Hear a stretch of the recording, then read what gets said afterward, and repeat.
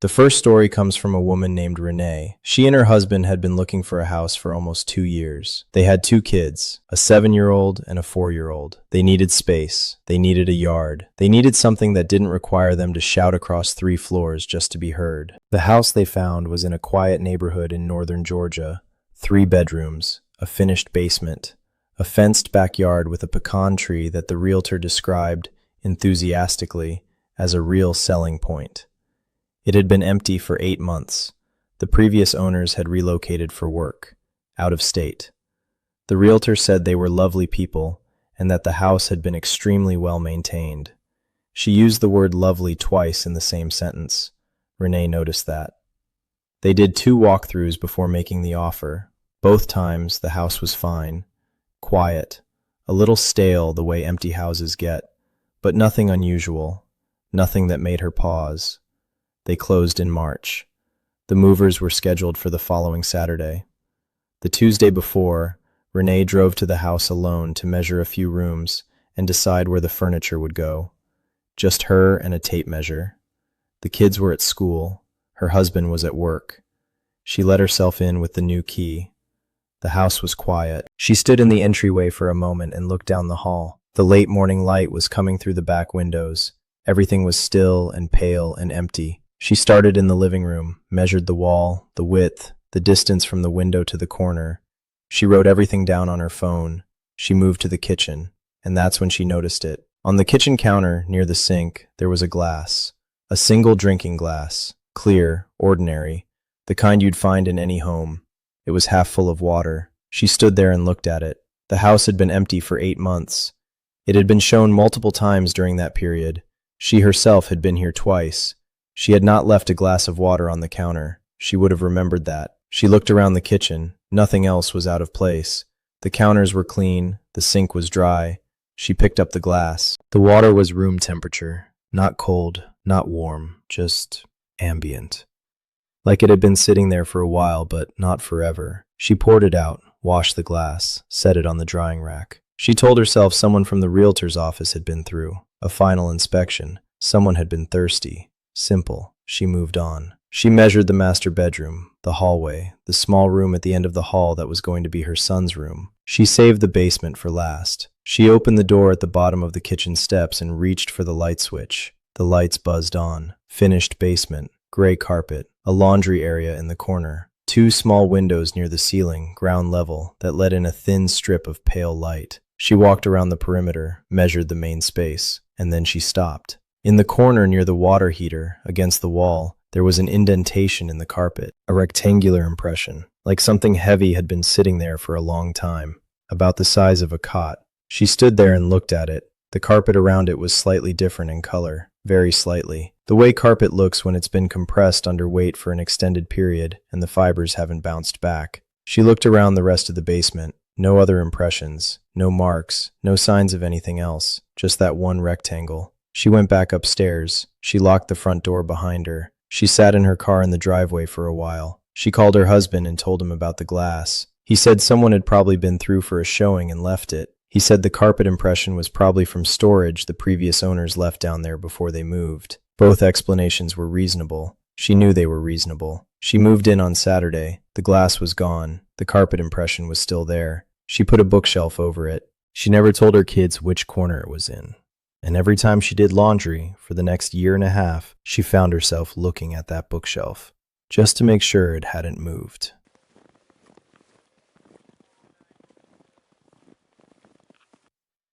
The second account is from a man named Carl. He's in his late 40s, retired military. He describes himself as someone who does not startle easily and does not believe in things he cannot explain with available evidence. He bought a house in rural Tennessee, single story, about 1,200 square feet, set back from the road on 2 acres of land that was mostly overgrown grass and scrub pine. The house had been on the market for 14 months. The listing said previous owners had relocated. It said that twice, once in the main description and once in the agent's notes. Carl noticed that. The price had been reduced 3 times. He wasn't bothered by any of that. He was a practical man buying a practical house at a price that made practical sense. He got the keys on a Thursday afternoon. His moving truck wasn't arriving until Saturday morning. He drove out that same Thursday evening, after the closing, just to walk through with the keys in his hand for the first time. He brought a flashlight even though the utilities were already transferred in his name. Old habit. He pulled up the gravel drive at around 7 o'clock. The sun was still up but low. Everything was that flat orange color that late afternoon gets in late October. He unlocked the front door and stepped inside. The house smelled like dust and something faintly chemical. Cleaning product, maybe. He didn't think much of it. He walked room to room. Everything was as it had been in the walkthrough. Nothing out of place. He checked the closets, the bathroom, the back bedroom. He saved the utility room for last. It was at the back of the house, accessible through a narrow door off the hallway. Washer and dryer hookups, a water heater, a small chest freezer that the previous owners had apparently left behind. The realtor had told him about the freezer, said they didn't want it, he could keep it or dispose of it. He opened the freezer to see if there was anything left inside. It was empty, but it was running. He stood there with his hand on the open lid. The freezer was on, cold, maintaining temperature. For a house that had supposedly been vacant for over a year, his first thought was that someone had come through during the sale process and turned it on, or it had never been turned off. He checked the plug. It was plugged in. The outlet was working. He unplugged it. He continued his walkthrough. He went back to the living room and stood in the center of it for a moment. The house was quiet, the kind of quiet that has weight to it. And then he noticed the window. Not the window itself, what was on the sill. There was a small amount of debris on the inside of the windowsill in the living room. Dirt, very fine, the kind of fine gray dirt that comes off boots, on the inside. He crouched down and looked at it. There was more of it near the window frame, just traces. Whoever had cleaned the house had missed it, or it had accumulated after the cleaning. He went to every window in the house. Most of them were clean, but 2 of them had that same fine gray dirt on the inside sills. Both of them were on the back of the house, facing the tree line. He stood at the back window for a long time and looked out at the scrub pines in the fading light. Nothing out there, just trees. He drove back to his hotel. He told himself someone had been using the house. A squatter. Someone who knew the house was empty and had used it as a shelter. Not uncommon with long vacant rural properties. He called a locksmith the next morning and had all the locks changed before the movers arrived. Saturday came. Sunday came. He settled in. On the 4th night, he was lying in bed reading when he heard the sound. From outside the back of the house. Not loud, not alarming. More like the specific sound of boots on gravel. Slow, deliberate. He got up and looked through the back window. Nothing. Darkness and tree line. He stood there for a while. He went back to bed. He told himself it was an animal. He told himself that for a long time. Because the alternative was that whoever had been keeping that freezer running and tracking dirt in through the back windows was still checking on the house, out of habit, or something else entirely.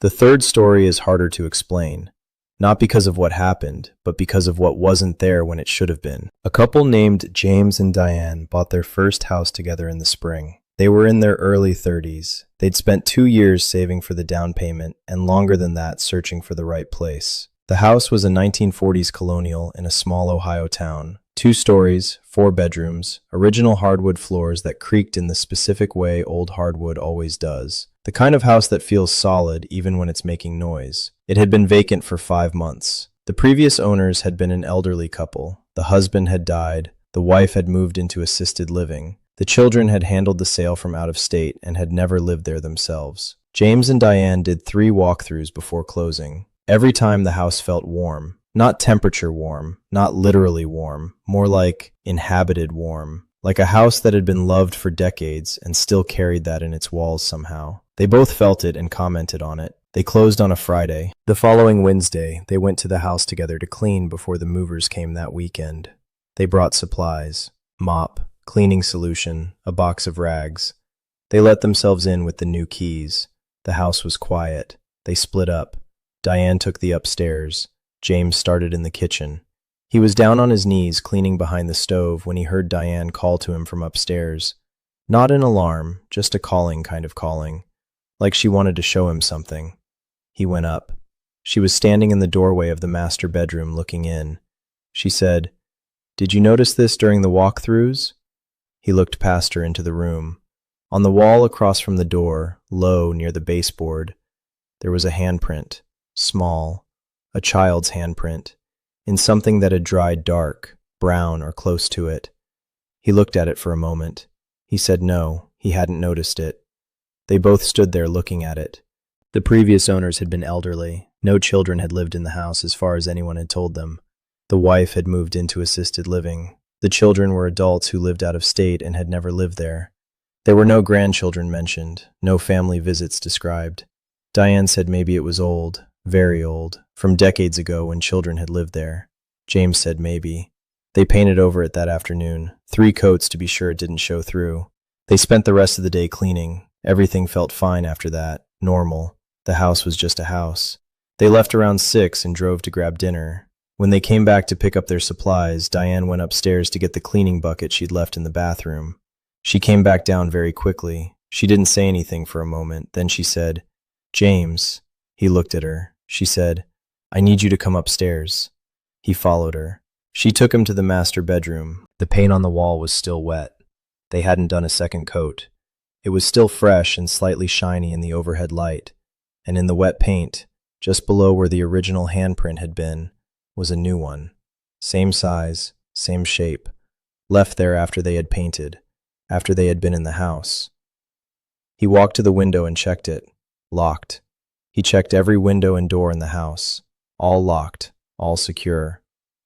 They stood in the master bedroom and looked at that handprint in the wet paint. James said it must have been transferred. The original print had transferred to the roller, and he'd inadvertently rolled it back onto the wall. Diane nodded. They both stood there looking at it. He said that was definitely what had happened. She said yeah. They picked up their supplies and left. They painted the entire bedroom a different color the following week. Dark gray, very dark. You can't see through it. But sometimes, late at night, Diane said she would lie in bed looking at that wall, wondering if it ever showed through, wondering whose hand it was, and why it pressed itself into wet paint so gently, like it was being careful not to be heard.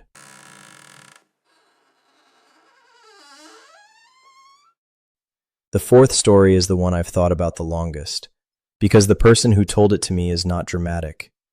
He's not someone who looks for strangeness or leans into it. He's an accountant. He coaches youth soccer on weekends. He is the least likely person I can imagine to have a story like this one. And yet, he bought a house in a suburb outside of Charlotte, North Carolina, 4 years ago. A 2-story craftsman that had been completely renovated.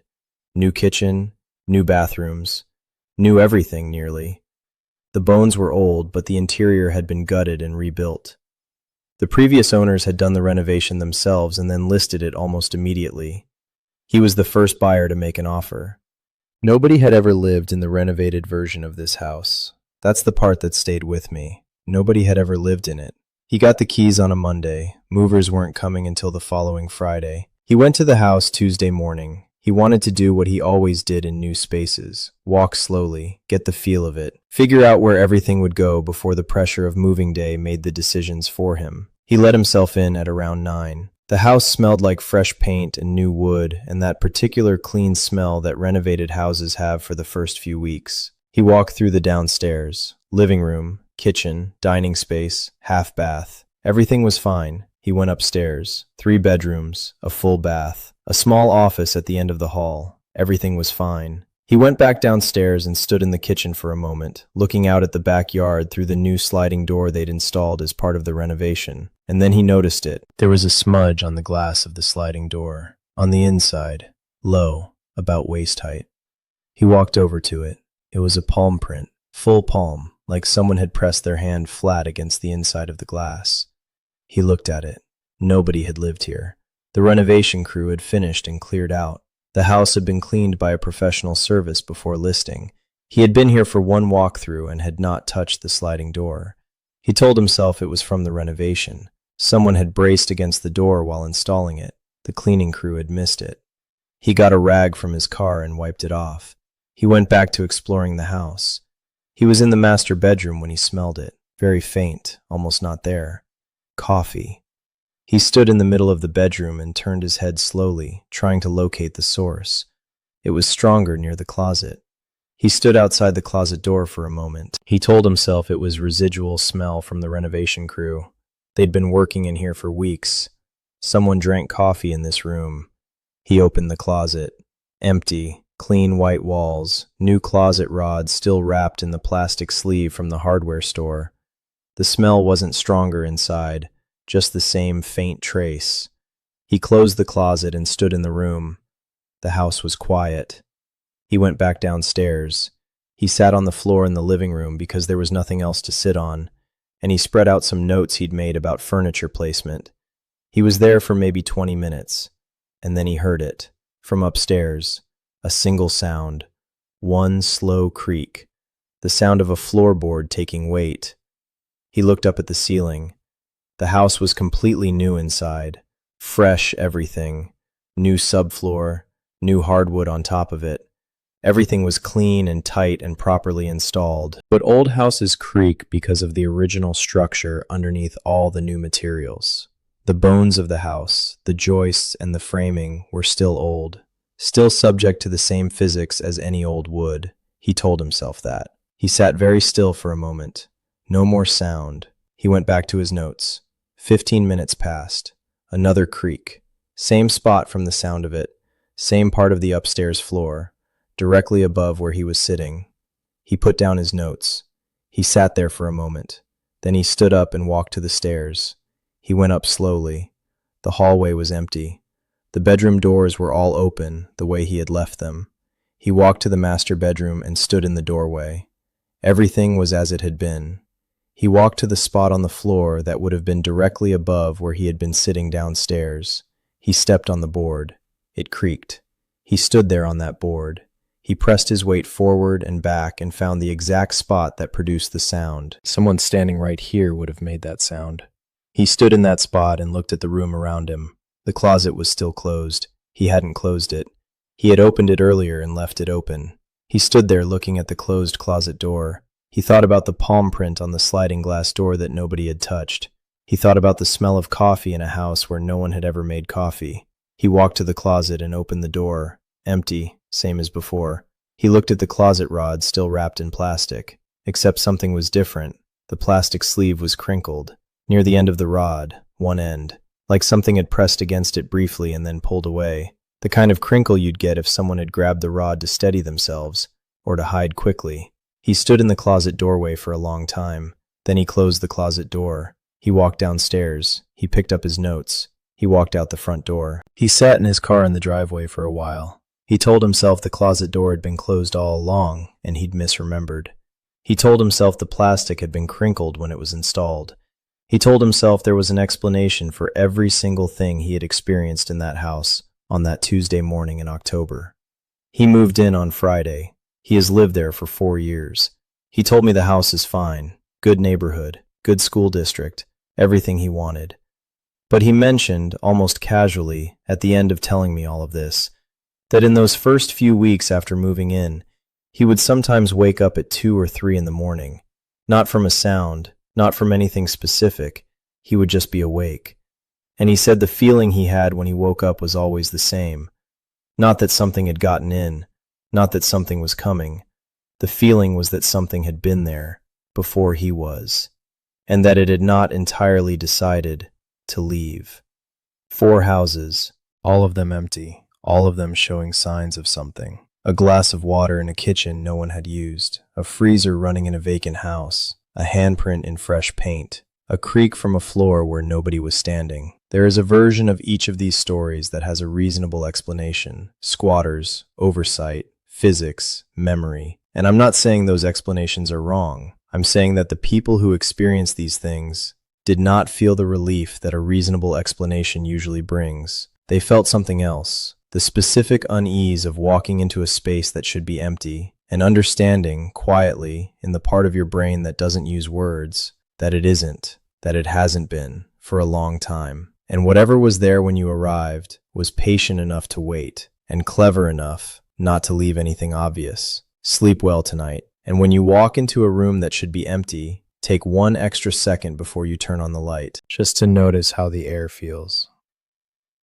Before the room knows, you're there.